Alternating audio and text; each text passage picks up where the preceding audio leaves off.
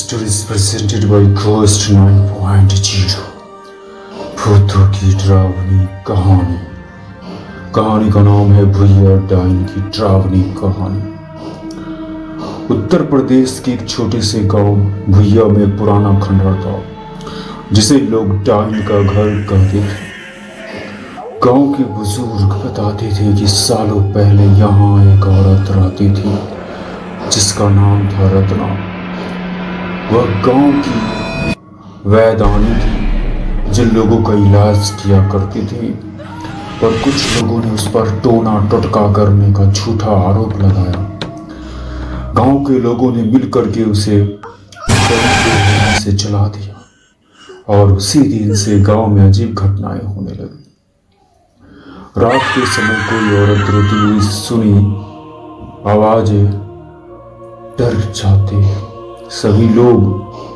कभी किसी के दरवाजे पर खून के निशान दिखते, लोग कहते थे कि रत्ना की आत्मा भुइया डाइन बनकर लौट आई है और अब वह बदला ले रही है।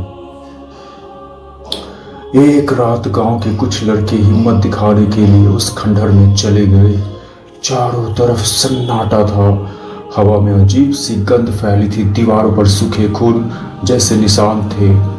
अचानक किसी ने पीछे से कहा, क्यों आए हो मेरे घर में? सबके होश उड़ गए।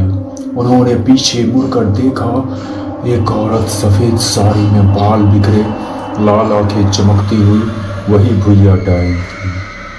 वह धीरे धीरे उनकी ओर बढ़ी। एक लड़का डर के मारे चिल्लाया और भागने लगा, मगर दरवाजा अपने आप बंद हो गया। कमरे में अंधेरा छा गया और ठंडी हवा चलने लगी। डाइन ने कहा, जिसने मुझे जलाया था उनके वंशजों को मैं कभी नहीं छोड़ूंगी। सुबह जब गांव वाले वहां पहुंचे तो देखा खंडहर का दरवाजा खुला हुआ था, लेकिन अंदर केवल राख और कुछ जले हुए कपड़े पड़े थे। लड़कों में से केवल एक ही बचा था जो पूरी तरह से डर से पागल हो चुका था। वह बस यही बड़बड़ा रहा था। वो आई थी, उसकी आंखें आग जैसी थी।